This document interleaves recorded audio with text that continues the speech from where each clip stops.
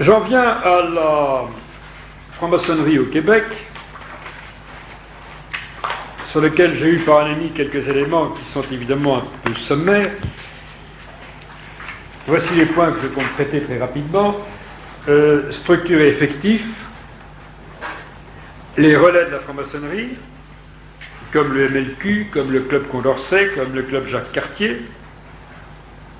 Troisième point, l'action de la franc-maçonnerie illustrée par le cas de Léon Patnaud, qui est mort il y a quelques années, et le cas de Gloria Escomel. Enfin, l'action de déchristianisation opérée par la maçonnerie et ses relais, l'action en particulier du MLQ et le cas d'Ebn Ibris. Alors, premier point, structure et effectif. Voici les quelques éléments que j'ai pu rassembler dans différents documents. Vous avez au Québec principalement une maçonnerie d'origine anglaise. La Grande Loge du Québec, fondée en 1759, obédience anglaise, tendance déiste et conservatrice au sens américain du mot conservateur, c'est-à-dire la conservation des idées libérales et révolutionnaires, davantage, et environ 10 000 membres, dont seulement 2% sont francophones. À côté de ça, vous avez les loges qui sont rattachées au Grand Orient de France. Ces loges ont été fondées en 1877. Elles ont une tendance agnostique et libérale comme le Grand Orient de France, alors que la Grande Loge du Québec est déiste. Elles comptent 1 millier de membres, en majorité francophones, et leur activité interrompue depuis le début du siècle jusqu'à 1977 semble avoir été reprise en 1977. Donc au total, on peut penser qu'il y a environ 11 à 12 000 francs-maçons au Québec, parmi lesquels 1 millier de francophones et 10 à 11 000 qui sont des anglophones. Voilà à peu près pour les chiffres. Et la grande majorité est d'obédience anglaise, une petite minorité se rattachant au Grand Orient de France. Qu'est-ce que ça donne au point de vue effectif? Les chiffres sont intéressants à considérer. Vous avez 12 000 francs-maçons au Québec, soit un franc-maçon pour 550 habitants.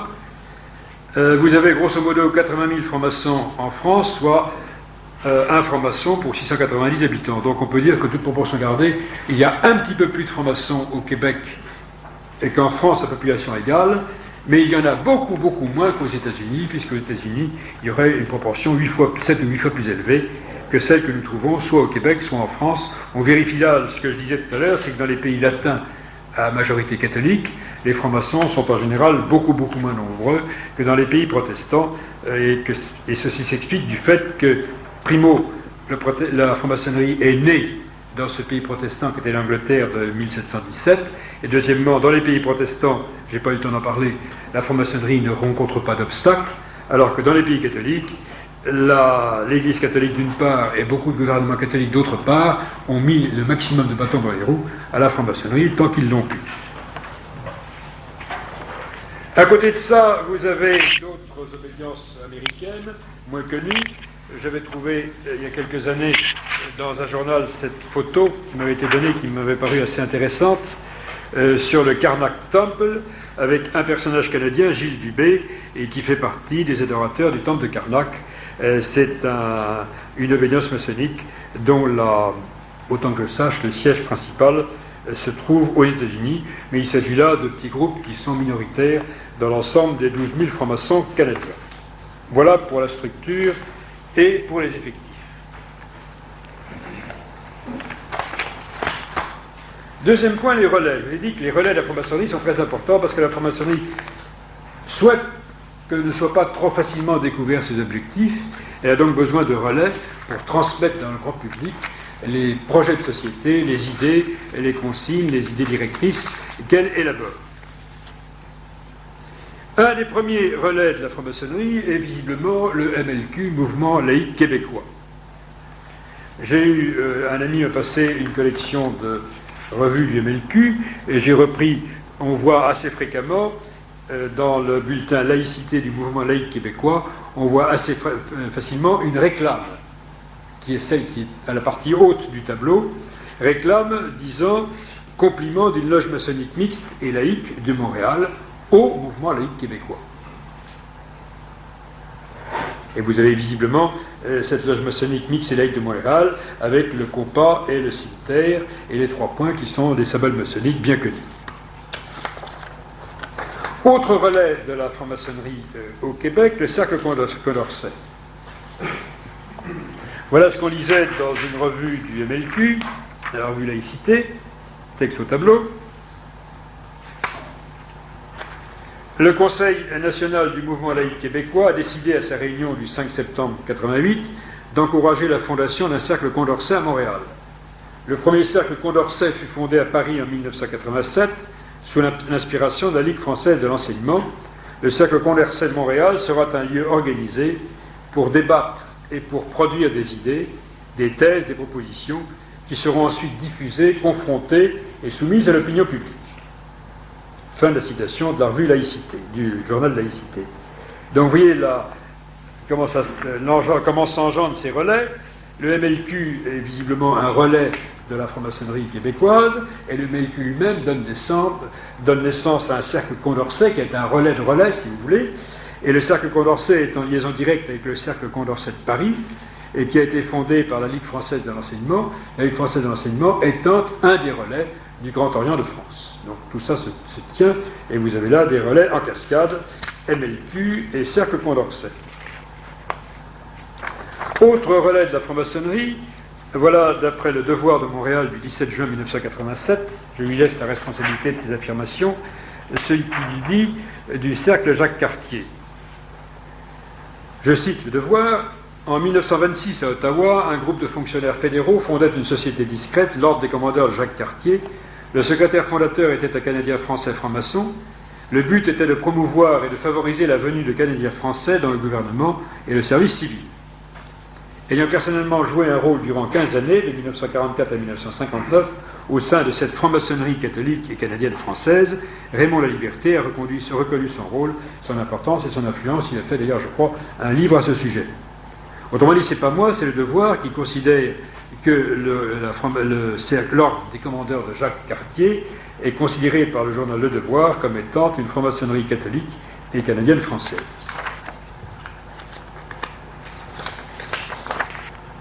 Je n'ai pas le temps de vous détailler l'activité de ces différents cercles. Et autre aspect de la franc-maçonnerie, avant de voir l'action de ces relais, voyons le cas de 2 personnalités maçonniques qui sont assez exemplaires dans leur ordre. Vous avez d'abord le cas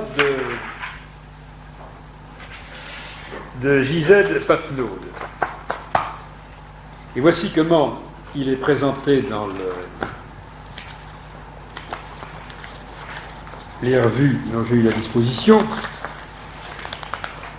C'est le premier francophone originaire du Québec qui a été initié au Grand Orient de France au cours de la période contemporaine. La loge maçonnique reliée au Grand Orient de France a repris ses activités en 1977. Jean Patnaud a été l'initiateur en 1977 du Grand Orient du Québec. C'est un membre du mouvement laïque québécois, le MLQ. C'est l'un des fondateurs du cercle Condorcet, créé en 1988 par le MLQ.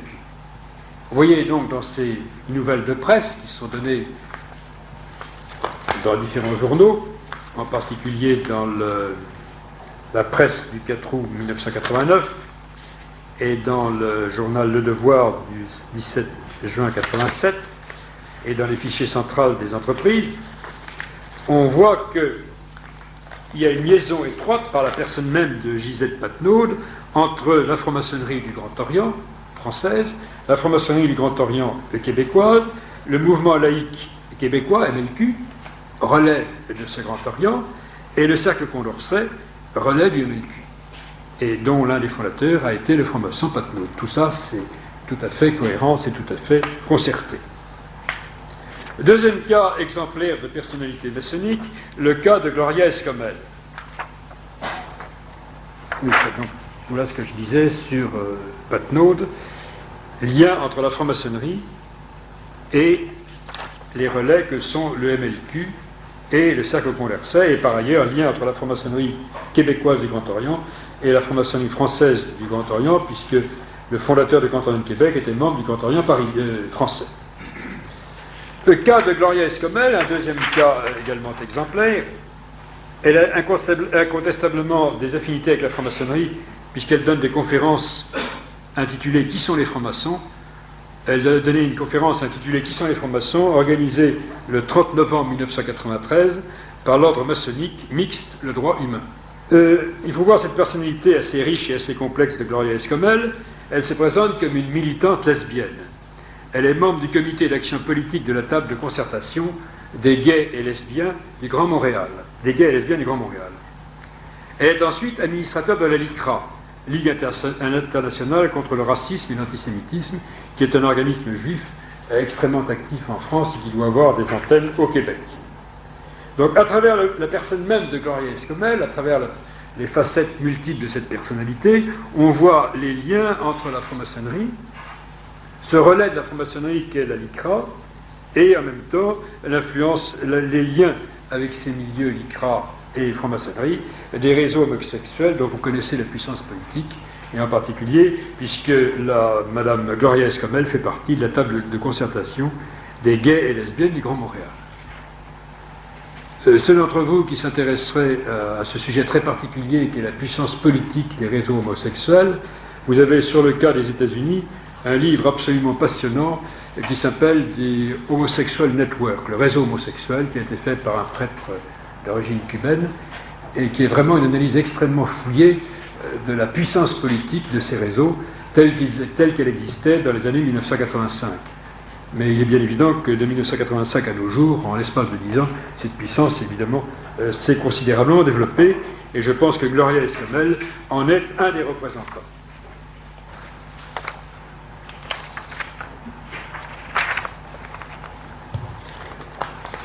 Quels sont les effets, les actions du MLQ dans le domaine de la déchristianisation? Je disais que le but de la franc-maçonnerie et de ses relais, bien entendu, était de décatholiciser le monde, et spécialement les pays catholiques, bien entendu. Alors, quand on regarde l'action du mouvement laïque québécois, on s'aperçoit que ces initiatives vont exactement dans ce sens-là. Le mouvement laïque québécois, pour prendre quelques exemples, a fait en 1989 une requête pour que soient enlevés les crucifix dans les tribunaux. Je n'ai pas pu savoir quel était le résultat de cette requête. En tout cas, c'est lui qui était à l'origine d'une requête pour que quelques restes de chrétienté qui survivaient encore au Québec, la présence de crucifix dans les tribunaux, qui est quand même une chose importante, ces résidus de chrétienté soient éliminés. Elle a également fait une requête, le MLQ a également fait une requête pour que soit aboli le serment sur des livres religieux. Il considérait que c'était contraire à la neutralité de l'État.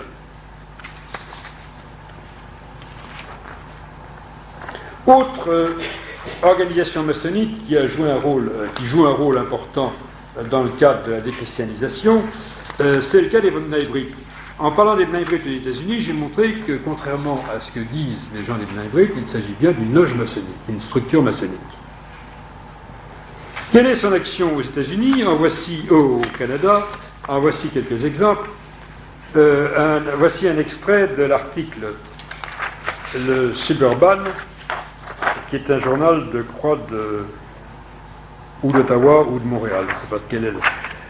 C'est Montréal, oui. Donc dans ce journal du 23 février 1994, c'est tout récent, sous le titre « Le B'nai B'rith envisage maintenant de demander que l'on change le texte de l'hymne national ». Article de Joël Codenberg de l'équipe du Suburban. Et je cite le petit texte qui est en anglais en dessous. Le B'nai B'rith envisage de demander que l'on change les mots de la version française de l'hymne national canadien parce qu'il a une orientation chrétienne qui est très très marquée et que cette orientation chrétienne est en conflit avec l'esprit de multiculturalisme et d'égalité des citoyens de toutes les foi. Je ne me rappelle plus lesquels étaient les mots en question. C'est, je crois que le mot, je cherche le passage. Portera l'épée et la croix. Désolé. Car ton bras c'est porter l'épée, ton bras c'est porter la croix. C'est ça les mots qui ne figurent pas dans la version anglaise, qui figurent beaucoup plus dans la version anglaise est plus neutre. Mais voilà les mots que les B'nai B'rith. Vous me direz, ça n'a pas une importance considérable. Si, parce que c'est un signe de cette volonté de déchristianisation, de décatholicisation toutes les loges maçonniques, aussi bien les loges juives comme les hébrides, que les loges d'obédience française comme le Grand Orient du Québec, que les loges d'obédience anglaise comme celle dont je parlais au début de l'exposé, ou que les relais de ces différentes loges comme le LICRA ou le MLQ ou le Cercle Condorcet.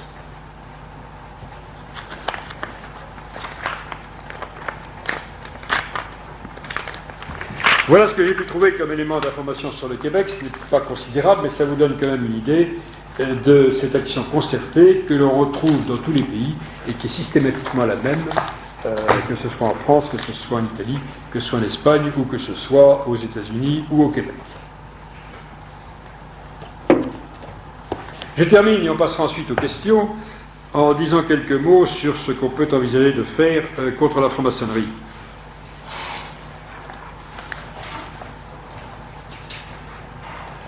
Pourquoi la franc-maçonnerie est-elle si puissante?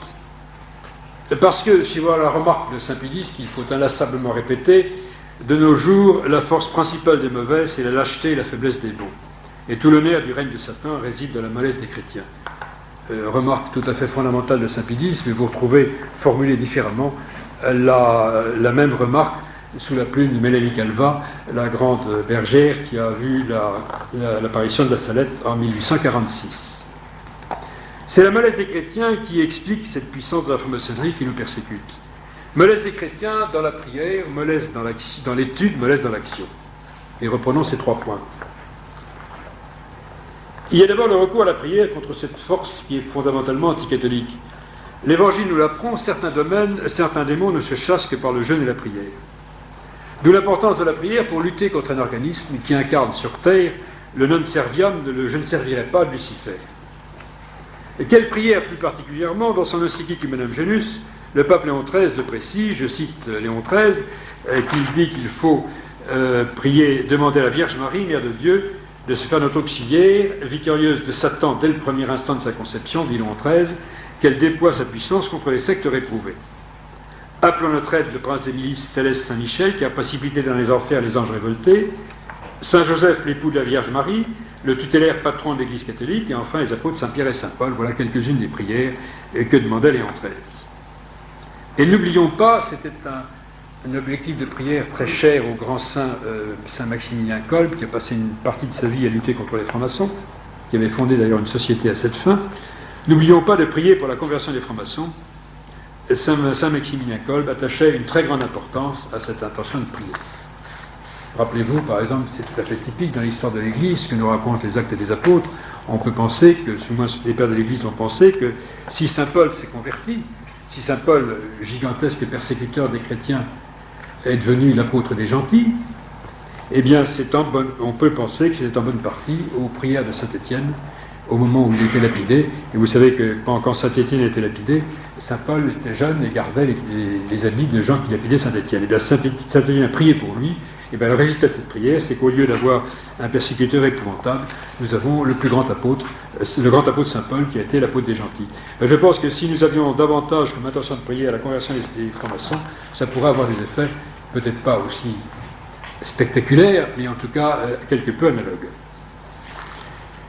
Mollesse dans la prière, mollesse dans l'étude, mollesse dans l'action. Je viens de parler de la prière, voyons maintenant l'étude.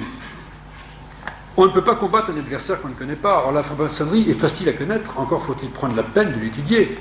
C'est pas en lisant le quotidien, la presse ou le Devoir ou le Suburban que vous aurez des informations précises sur la franc-maçonnerie, mais vous avez des tas de livres remarquables qui ont été faits, et dans ma petite brochure Connaissances élémentaires de la franc-maçonnerie, j'ai donné en bibliographie toute une série de titres qui peuvent vous être utiles.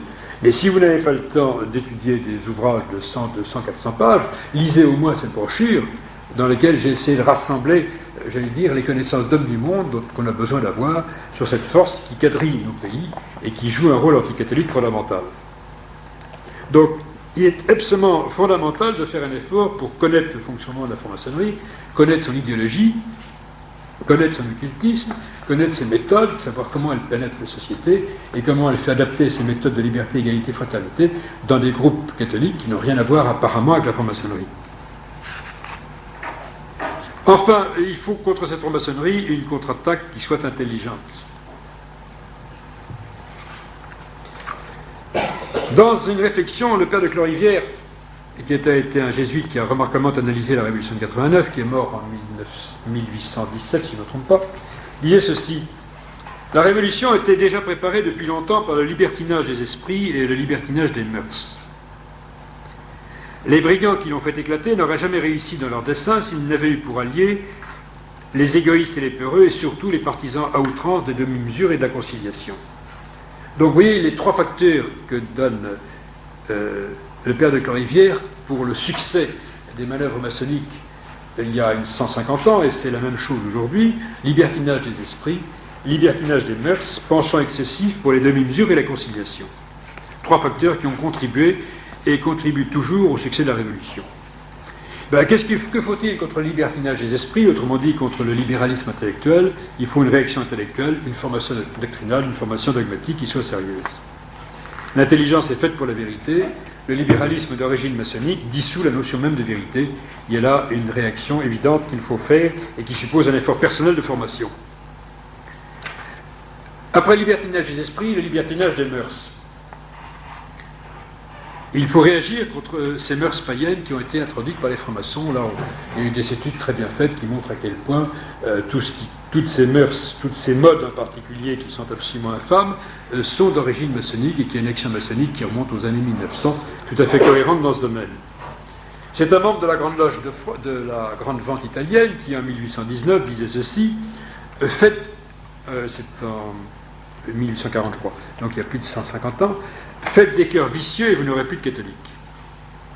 D'où un programme de corruption dont les grandes lignes étaient tracées au début du siècle dernier. Et on peut se poser la question: comment les catholiques peuvent-ils espérer une certaine efficacité dans leur lutte anti-maçonnique s'ils se laissent contaminer par la corruption maçonnique ambiante, s'ils adoptent peu ou prou les mœurs maçonniques caractérisées par l'infidélité conjugale, le non-respect de la vie, l'indécence dans l'habillement et la perte plus ou moins complète du sens de la pudeur? On peut se poser la question.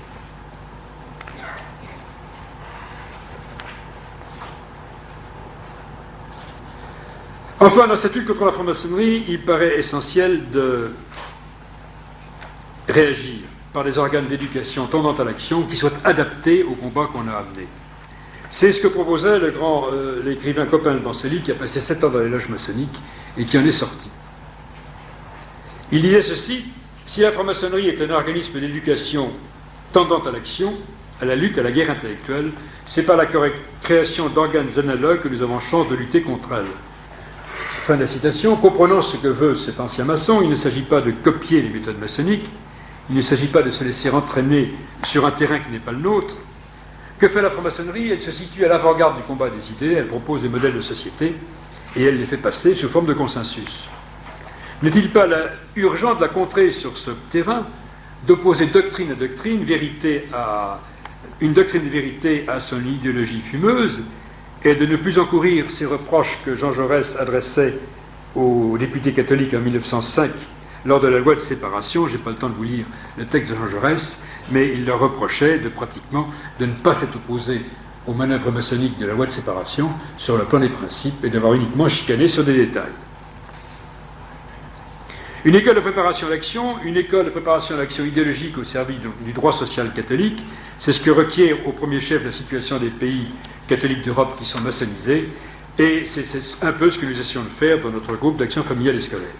Enfin, il faut mettre à ce combat contre la franc-maçonnerie une certaine passion, c'est peut-être l'élément qui manque le plus, on ne fait rien sans passion.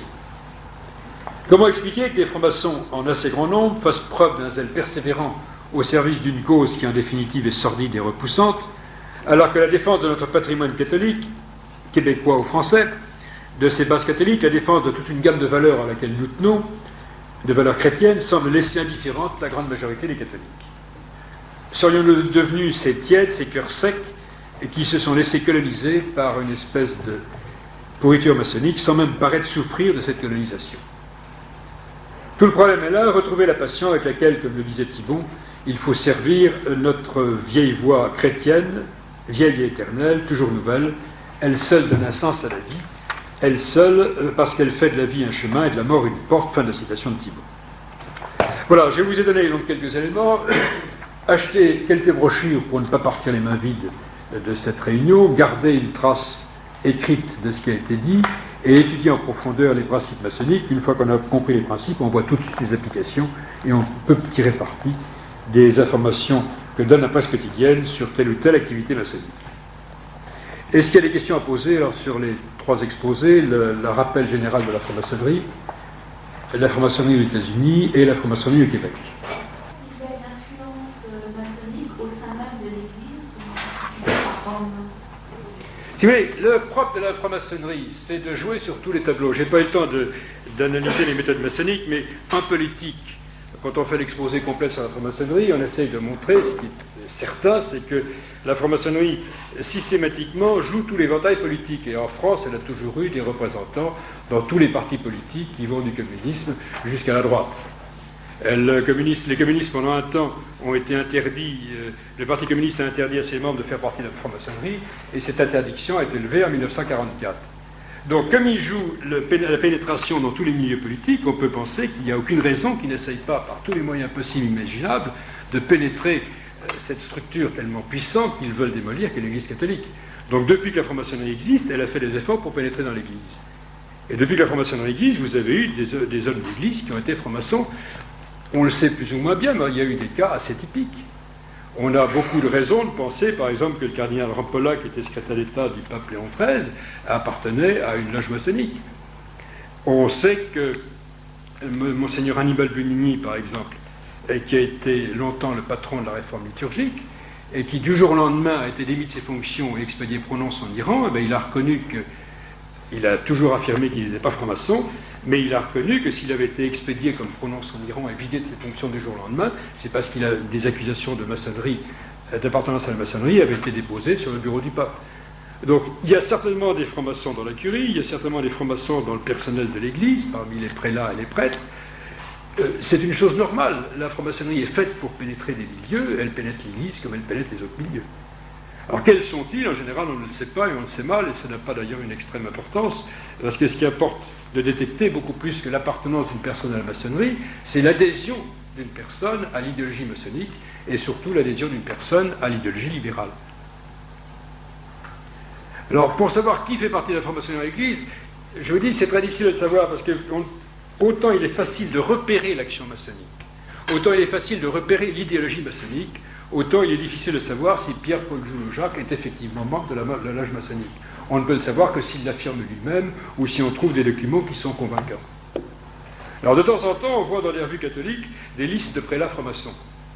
Et visiblement, en général, ces listes de prélats francs-maçons qui paraissent dans les revues catholiques résultent de manœuvres d'intox faites par les francs-maçons eux-mêmes. Ils font circuler des listes de membres de la curie appartenant à la franc-maçonnerie, dans lesquelles ils mettent des gens qui, ouvertement, ne peuvent pas être francs-maçons. Ces listes sont pieusement recopiées dans certaines revues de droite, et à ce moment-là, les francs-maçons reviennent à la charge en disant « Vous vous moquez du monde, il y a monsieur un tel ou monseigneur un tel qui est sur la liste, il est impossible qu'il soit franc-maçon. » Et ils discréditent par ces manœuvres d'intox l'idée qu'il puisse y avoir des francs-maçons dans la curie. Donc il y a certainement des francs-maçons dans les milieux d'église, il ne peut pas en être autrement, ça a été le cas dans toutes les époques depuis les 2 siècles derniers. Nous ne savons pas qui c'est, et n'accordons pas trop de crédit aux listes qui peuvent circuler, parce que c'est très difficile de savoir, sauf révélation très particulière, si Pierre-Paul Joulot-Jacques appartient effectivement à la maçonnerie. Par contre, la pénétration des idéologies maçonniques, du libéralisme, ça c'est une chose qui peut se suivre à la trace et qu'il est facile de combattre.